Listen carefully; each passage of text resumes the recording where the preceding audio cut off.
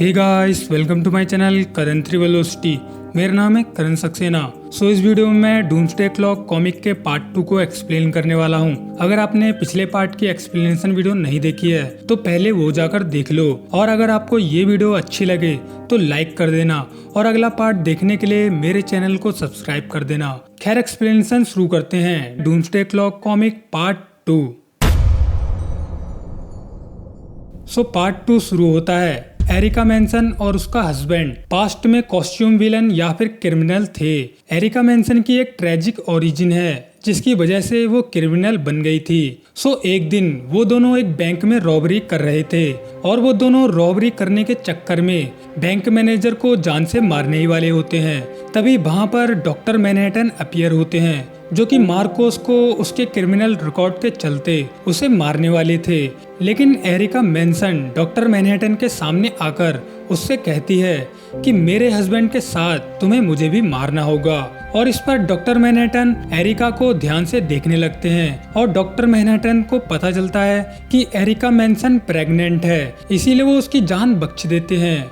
इस मोमेंट में हम समझ सकते हैं कि डॉक्टर मैनहट्टन के अंदर अभी भी ह्यूमंस और चिल्ड्रंस के लिए फीलिंग थी। वो इतने ज़्यादा भी कोल्ड हार्टेड नहीं थे।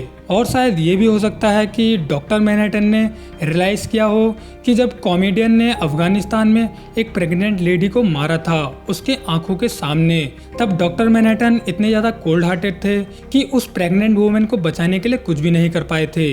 इसके बाद सीन शिफ्ट होता है प्रेजेंट में, जहां ओज़मेंडियस डॉक्टर मैनहट्टन को ढूंढने के मिशन पर है। वो एरिका और मार्कोस को उनकी कॉस्ट्यूम भी दे देता है जिससे कि उनकी टीम में किसी भी तरह की अनबन ना हो। ओज़मेंडियस से हमें पता चलता है कि उसने अपनी टीम में डॉक्टर मैनहट्टन की गर्लफ्रेंड लॉरी को इसलिए नहीं रखा क्योंकि वो डॉक्टर मैनहट्टन को अपसेट कर सकती है। ओज़मेंडियस ने यहाँ पर नाइट आउल की शिप में एक बटन लगाया होता है जिससे वो डॉक्टर मैनहट्टन से कनेक्ट हो सकते हैं और वहाँ टेलीपोर्ट हो सकते हैं। वही होता यह है, रसिया और अमेरिका में न्यूक्लियर वॉर शुरू हो चुका है और कुछ ही समय में न्यूक्लियर मिसाइल के अटैक शुरू हो जाएंगे। ओज़मेंडियस अपनी टीम के साथ नाइट आउल शिप में स्पेस में होता है।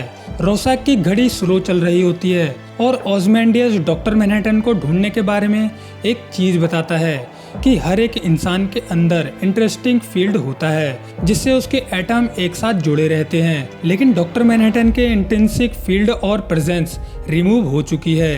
पहली बार जब उसे पावर्स मिली थी और दूसरी बार तब जब मैंने उसे अर्थ छोड़ने पर मजबूर किया था।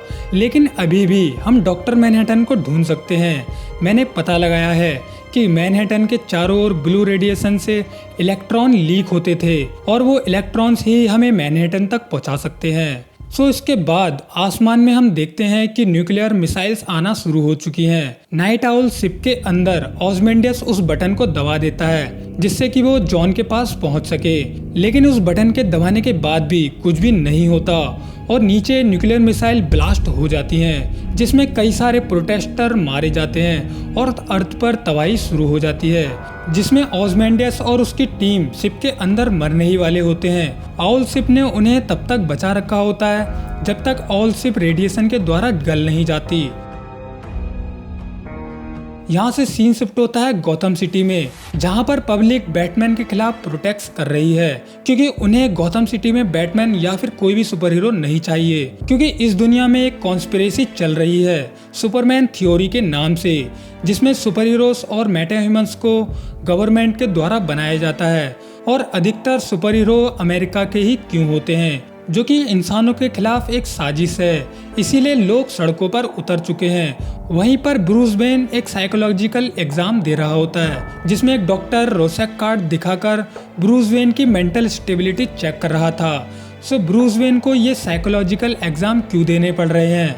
हुआ ये था कि ब्रूस वेन की कंपनी बिकने वाली है क्योंकि कंपनी के बोर्ड डायरेक्टर्स को लगता है कि ब्रूस मेंटली अनस्टेबल है और वो कभी भी कंपनी में नहीं आते, अपनी प्रेजेंस को फील नहीं कराते और शायद लेक्स कॉर्प ब्रूस वेन की कंपनी को खरीद लेगा अगर ब्रूस वेन अपनी मेंटल स्टेबिलिटी को अप्रूव नहीं करता। खैर, ब्रूस वेन डॉक्टर से कुछ ज्यादा ही हॉनेस्ट हो जाता है और ब्रूस डॉक्टर को सही जवाब नहीं देता।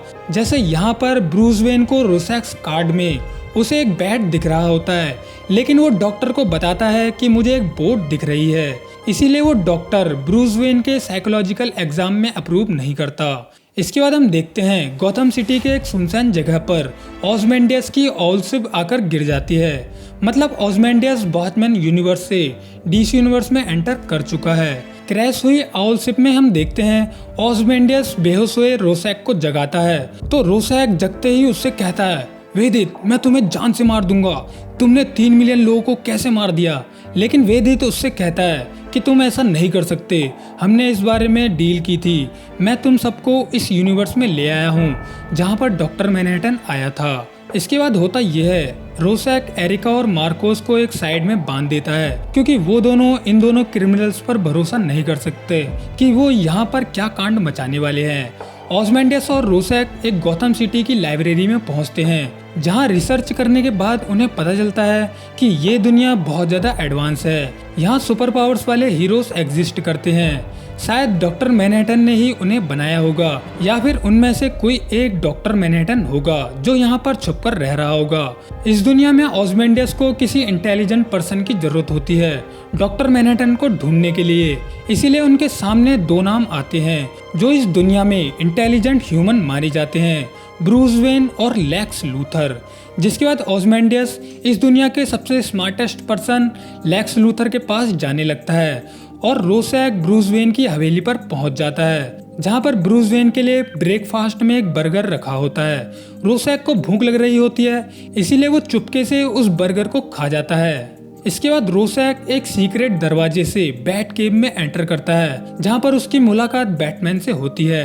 बैटमैन उससे कहता है कि तुमने मेरा ब्रेकफास्ट खा लिया, जिस पर रोसैक कहता है हाँ वो तो मैंने खा लिया।